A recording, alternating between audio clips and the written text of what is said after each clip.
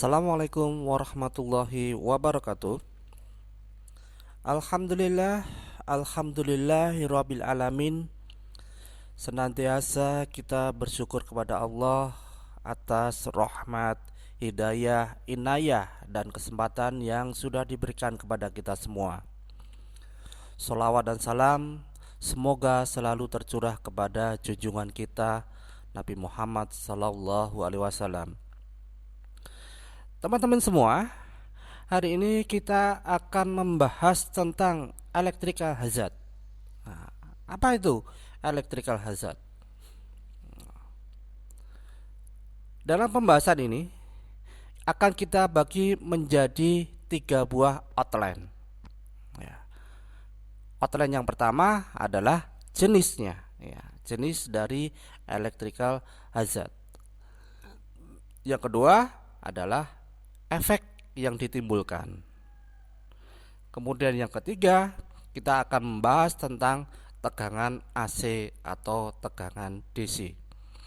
Kenapa harus dibahas tegangan AC dan DC? Nah, ini terkait dengan efek-efek apabila yang terjadi dalam sengatan listrik yang kemungkinan bisa terjadi pada kita semua. Baik teman-teman, kita mulai saja. Yang pertama adalah jenisnya, ya, jenis dari electrical hazard. Yang pertama adalah bahaya primer.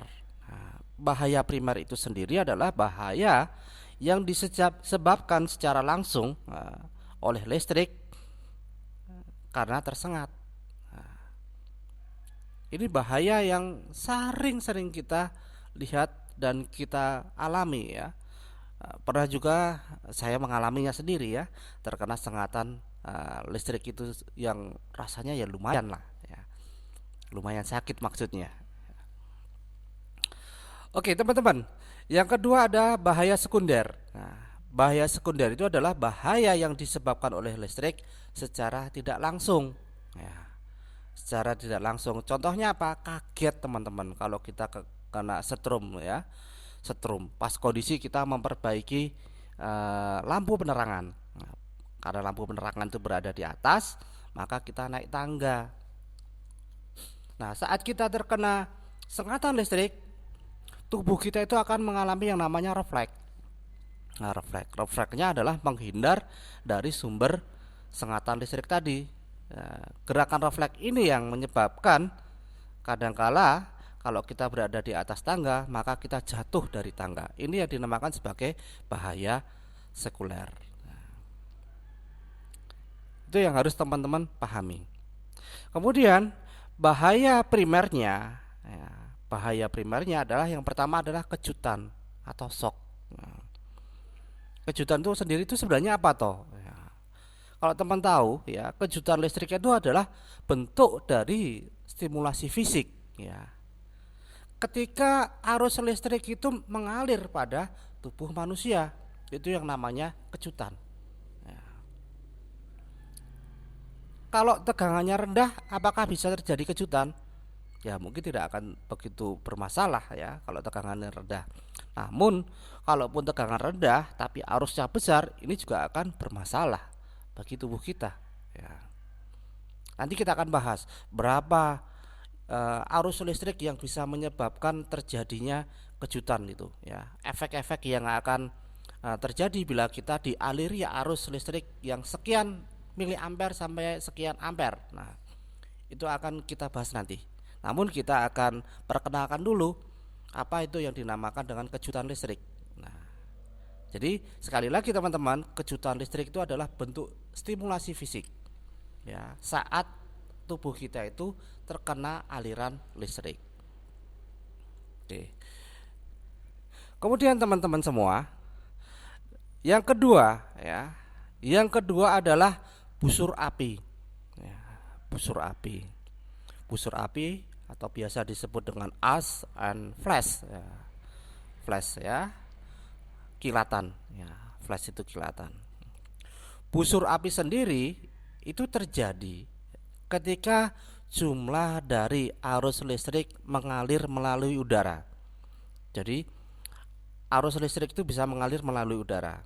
Kemudian udara tadi menjadi konduktor yang buruk ya, bukan sebagai konduktor yang baik.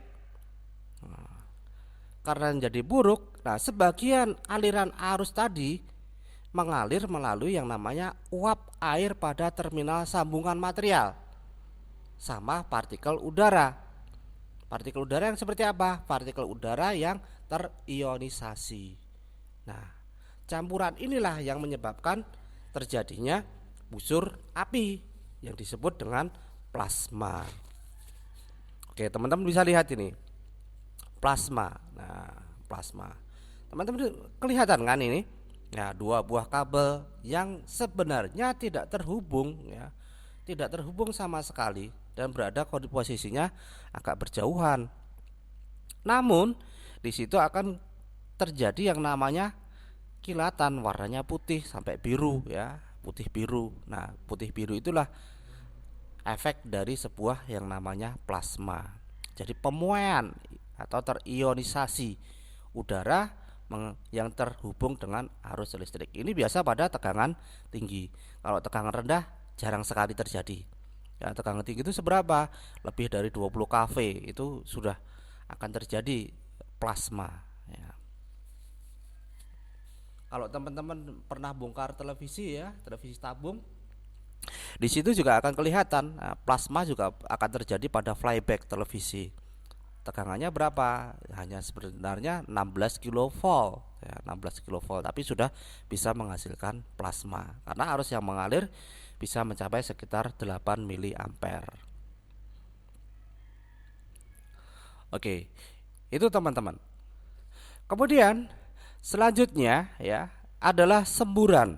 Nah, semburan atau biasa disebut dengan blast. Nah, semburan apa ini? Nah, ini semburan api sebenarnya yang dimaksud ya. Semburan api. Teman-teman bisa lihat di gambar itu. Ya, colokan listrik yang terhubung singkat. Karena di situ ada api dan bahan terbuat dari plastik, nah akan menyebabkan terbakar ya, terbakar. Nah, semburan api listrik itu terjadi saat semburan tadi memanaskan udara di sekitarnya. Ya, jadi ketika ada busur api, kemudian busur apinya tadi memanaskan udara di sekitarnya. Nah, udara di sekitarnya itu bisa menyebabkan pemuaian udara. Nah, pemuaian udara inilah yang biasa menyebabkan yang namanya semburan api. Nah, jadi hati-hati kalau teman-teman semua berada pada kondisi di daerah yang rawan dengan semburan api, ya teman-teman harus betul-betul kondisinya harus safety betul. Oke, kemudian dari beberapa hal tadi kita bisa lihat efek yang dihasilkan. Yang pertama adalah electric shock, ya, efek secara fisiokologis. Ya, fisiokologis itu adalah arus listrik yang mengalir dalam suatu bahan itu pasti akan dihambat. Nah, bahan tadilah yang kemudian biasa disebut dengan yang namanya resistan. Kalau kita berbicara dengan hukum Ohm, nah di situ ada tegangan, ada arus, pasti ada resistansi. Nah, itu adalah hukum Ohm. Itu kalau di elektronika ya, di elektronika. Dan sebenarnya dalam sistem tenaga listrik ya tidak jauh berbeda dengan di elektronika. Nah, yang harus diperhatikan di sini adalah saat proses penghambatan arus tadi. Nah, saat proses penghambatan arus tadi akan mengakibatkan yang namanya disipasi energi, energi yang terbuang. Nah, energi yang terbuang biasanya berbentuk panas atau heat ya. Nah, energi yang dibuang biasanya memang dalam bentuk panas, seperti kayak di amplifier itu kan, di situ ada disipasi daya. Menghilangkannya pakai apa? Ya pendingin ya, menghilangkan panasnya dengan menggunakan pendingin ya. Lempeng pendingin dari aluminium atau menggunakan kipas angin. Oke, teman-teman semua. Selanjutnya, nah saat tubuh ini terkena aliran listrik. Nah, karena di tubuh kita itu merupakan jaringan yang hidup, Nah, sehingga di tubuh kita itu juga akan menimbulkan panas kalau kita itu terkena yang namanya konsleting listrik ya. Nah, panas tadi bisa menyebabkan kulit kita jadi terbakar. Ya, kulit kita bisa terbakar. Nah, kalau sudah kulitnya terbakar bagaimana? Nah, jaringan yang namanya saraf di bawah kulit itu akan jadi mati. Karena apa? Terbakar oleh panas ya. Nah, seperti ini ya. Ini agak kita blurkan ya. Karena tidak layak kalau kita memperlihatkan yang betul-betul ya.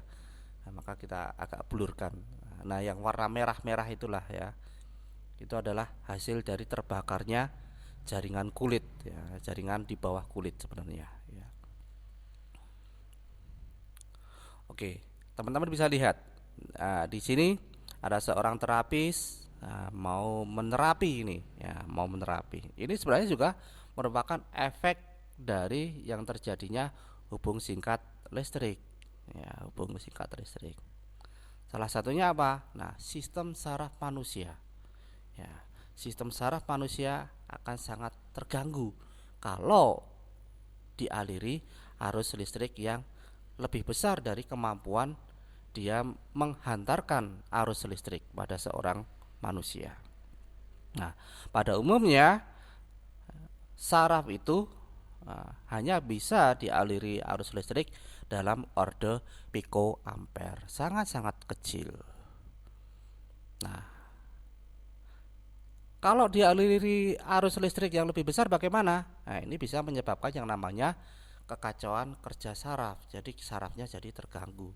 Kalau sarafnya terganggu, nah, jadi sistem motoriknya juga akan terganggu pula.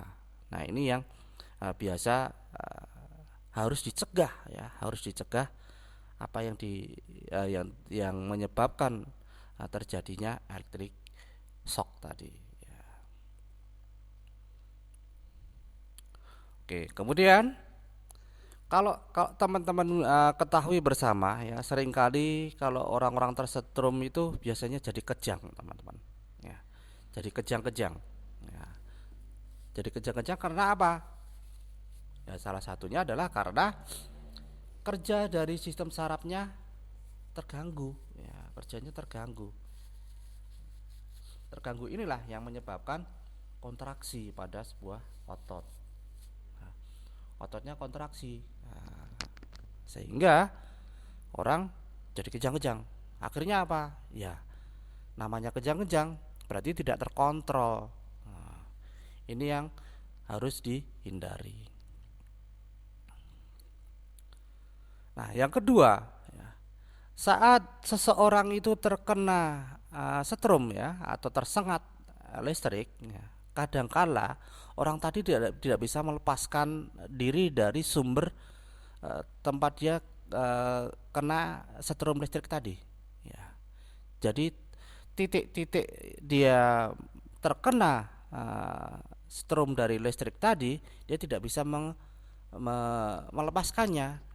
Akhirnya nah dia jadi hambatan. Karena hambatan tubuh manusia itu kecil, maka seolah-olah tubuh manusia itu dijadikan sebagai beban. Nah, sehingga arus yang mengalir akan semakin besar. Nah, konsleting di tubuh, nah, ini yang menyebabkan salah satunya adalah orang tadi gagal dalam melepaskan sengatan listrik, menyebabkan ototnya terganggu. Otot terganggu dikarenakan saraf juga bekerja tidak sesuai ya, dengan yang berada dalam pikiran manusia, atau biasa disebut dengan kekacauan pada kerja sistem saraf. Nah, sekarang kita akan bahas ya, berapa toh efek yang terjadi kalau arus listrik itu mengalir pada tubuh kita. Nah, teman-teman bisa lihat di tabel ini ya. Yang pertama ya, saat seseorang itu teraliri arus listrik dalam waktu 1 detik. Ingat, semakin lama berarti semakin berbahaya. Semakin cepat berarti dia semakin aman. 1 detik itu sudah lumayan loh ya. 1 detik. Hitungan dari 0 sampai dengan 60 dalam kecepatan 1 detik ya, 1 detik. Nah, arus yang mengalir 1 miliampere ya, 1 miliampere. Nah, ini hanya akan terasa seperti ada arus yang mengalir kecil aja ya, mengalir dia terasa sih, terasa. Tapi ini tidak akan menyebabkan permasalahan pada tubuh manusia. Yang kedua, kalau aliran listrik tadi sebesar 10 sampai 20 miliampere. Nah, ini orang tidak dapat melepaskan dari sengatan listrik. Karena apa? Serangan yang namanya kontraksi otot ya. Ototnya akan jadi kontraksi ya. Jadi tidak bisa terkontrol ototnya tadi. Ini pada arus 10 sampai 20 miliampere. Kalau pada arus 100 sampai 300 miliampere, nah ini bisa menyebabkan ventricular fibrillation. Nah, ventricular fibrillation itu apa? Ya, jantung itu akan berdebar, ya, berdetak, tapi detakannya tidak teratur, berdetak dengan sangat cepat. Nah, detakan yang sangat cepat ini ya bisa menyebabkan yang namanya gagal jantung, ya, gagal jantung. Nih, seperti di slide selanjutnya ini, ya.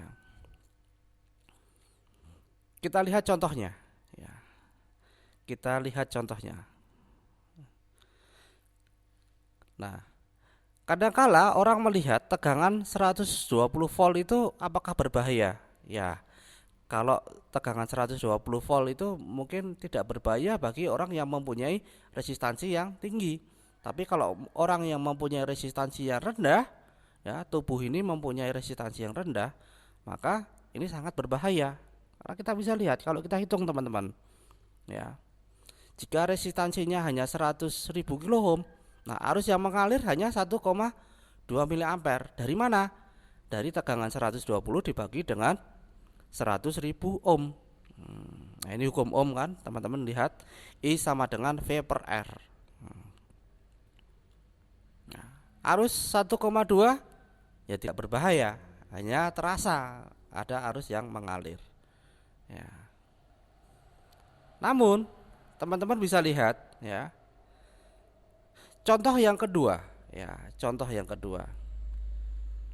Nah, saat seseorang itu, contohnya ini setelah main tenis ya, atau berolahraga, ya, itu akan mengeluarkan keringat. Nah, keringat tadi akan menyebabkan resistansi tubuhnya menjadi turun dari yang 100 kilo ohm menjadi 1000 ohm. Nah, kalau kita hitung hasilnya adalah 120 dibagi dengan 1000, 120 miliampere. Nah, ini sangat-sangat berbahaya ya, ini sangat berbahaya. Ini ya yang bisa menyebabkan kejutan listrik yang mematikan. Ya, karena apa? Menyebabkan ventricular fibrillation.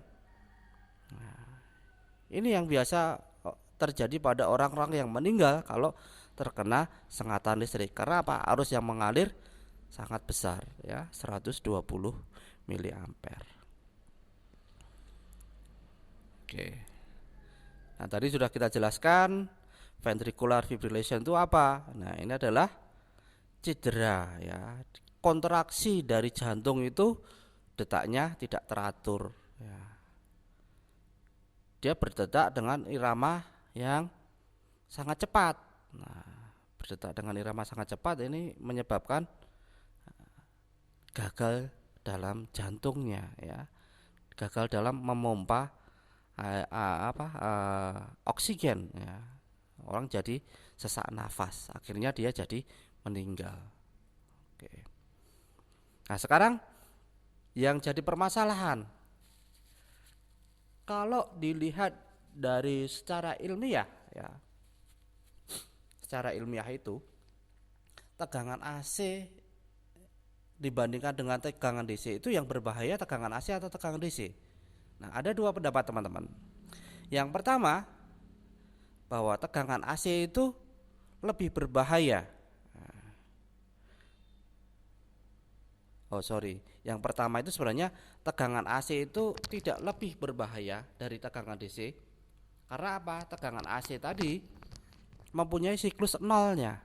Jadi tadi kalau kita lihat teman-teman di awal tadi, bentuk gelombangnya dari tegangan nol naik sampai positif tegangan puncaknya, kemudian turun lagi, kemudian balik lagi menuju tegangan nol, kemudian tegangan nol turun lagi ke puncak negatif, negatif naik lagi ke nol. Nah, di situ ada tegangan nol, artinya kalau ada tegangan nol itu ada kesempatan untuk melepaskan diri dari sengatan tegangan listrik.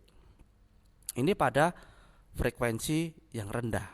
Nah, sedangkan pada DC, karena DC itu adalah tegangan yang tidak mempunyai frekuensi, nah, sehingga kalau orang terkena setrum dari tegangan DC, ya dia tidak bisa melepaskan diri, ya, tidak bisa melepaskan diri karena apa? Tidak ada fase nolnya. Namun pada dasarnya kalau tegangan AC itu mempunyai frekuensi yang tinggi, nah tubuh itu tidak sempat untuk melakukan respon melepaskan diri, ya. Karena apa? Frekuensi tinggi, ya. Kalau frekuensi kita kan masih rendah, 60 Hz. Namun kalau sudah pada sistem penaik tegangan menggunakan boost converter, itu bisa mencapai tegangan ya frekuensi yang sangat tinggi sampai misalkan 10 kHz atau 100 kHz. Nah, 100 kHz itu seolah-olah hampir sama dengan tegangan DC. Nah, jadi ada dua pendapat, ya. Yang pendapat pertama, tegangan AC itu memang kalau frekuensinya rendah itu tidak lebih berbahaya daripada tegangan DC. Namun kalau tegangan AC itu mempunyai frekuensi yang sangat tinggi, itu lebih berbahaya dari tegangan DC. Oke teman-teman, mungkin itu yang bisa saya sampaikan pada kesempatan hari ini. Terima kasih atas perhatian dari teman-teman semua. Kita akhiri dengan bacaan hamdalah. Alhamdulillahirabbil alamin. Assalamualaikum warahmatullahi wabarakatuh.